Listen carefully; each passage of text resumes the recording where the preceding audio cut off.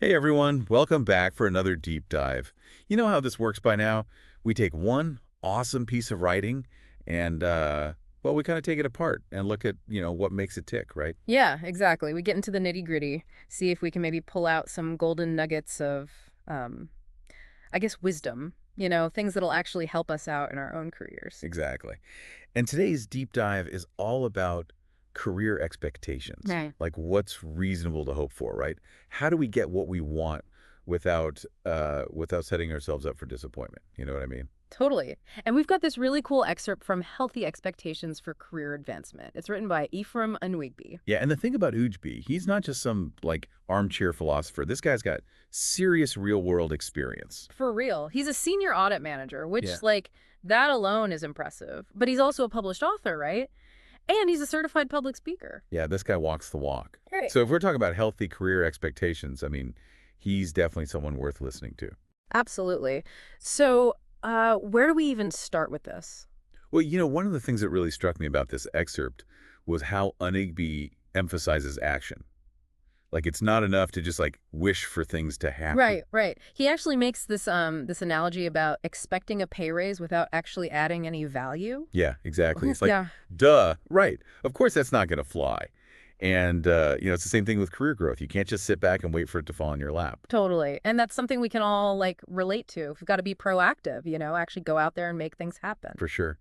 But it's not just about being busy, right? It's Yeah. about taking the right actions. So think about it like, what are some things you can actually do right now to add value in your current role? Exactly. So, maybe take on a new project, volunteer for a challenging task, or even just I don't know, maybe brush up on a skill that would make you more valuable. Totally, totally. And that kind of ties in nicely with Anub's next point, which is all about focusing on what you can control. Yeah. There's so much in our careers that's totally out of our hands. Oh, Uh, tell me about it. Like, yeah, you can't control the economy. You can't control, like, office politics. exactly. And sometimes you can't even control when those promotions come through, but you can control your own performance. And you can definitely control your attitude. Right. And that's huge. That's huge. Because, like, even if things around you are kind of going crazy, hmm if you're still performing at a high level and you've got a good attitude, I mean, people are going to notice that. 100%. It's like Onogiri says, he compares it to navigating a ship, right? You can't control the weather, but you can adjust your sails. That is such a good analogy. So instead of worrying about, getting that promotion or whatever, just focus on steering your own ship, right? Exactly. Focus on developing the skills, the knowledge, the things that are actually going to make you a better sailor, so to speak. So, what would make you more valuable, in your role or even open doors to new opportunities? Is there a skill you can learn or a certification you can get? Right. And thinking about skills, it's not always about like the big fancy stuff. Mhm. Sometimes it's the little things that make a big difference, like communication, right? Yeah. Or time management. Yeah, totally. Okay, so we've talked about action, we've talked about control, but Anuig also says something kind of interesting. He says, be realistic, not limited. What do you think he means by that?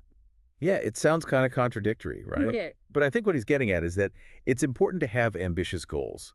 Like, don't be afraid to dream big. For sure, but Yeah. also got to be grounded in reality. Exactly. And like, sometimes we see these stories about, someone becoming the CEO overnight or whatever, and we start thinking, "Oh, I should be able to do that too." Right, right. And that's where the unrealistic expectations can really set us up for a fall. Because, I mean, let's be honest, most of those overnight success stories, they're not really overnight. Nope, not at all. There's usually a ton of hard work and setbacks and, learning experiences that we don't see. Anuigbi compares it to running a marathon without any training. Yeah, you might be able to start the race, but are you going to finish? Probably not. Probably gonna hurt yourself in the process. Yeah. So, healthy expectations are about finding that balance, being ambitious, but also recognizing that growth takes time and effort. And, it's funny because Onuigbi himself is like the perfect example of this, Oh, right? Like, yeah. I mean, he didn't just become a senior manager and say, okay, I'm done. He went on to become a published author and a certified public speaker. That's so true. He's like the embodiment of taking action and diversifying your skills. And those are really important things for all of us to remember. It's inspiring. It Yeah. shows that even when you achieve a certain level of success, you don't have to stop there. Like, you can always Keep growing, keep learning, keep pushing yourself. Totally. And that's really what healthy expectations are all about. It's not about lowering your ambitions. It's Yeah. about setting yourself up for success in a way that's actually sustainable. And that's a great message to end on. But before we go, Unwig B actually leaves us with a question, and I'd love to hear your thoughts on this too. Yeah, fire away. Okay. So he asks, what's one expectation you've adjusted recently for the better? That's a great question because it really makes you think, like what expectations have I been holding on to that maybe aren't serving me? Exactly. And how can I shift those expectations so that I'm setting myself up for success, both in my career and in life? So we'd love to hear your answers to this question. Yeah, jump onto our social media. You know the drill. Let's keep this conversation going. Awesome. And thanks again for joining us for another deep dive. See you next time.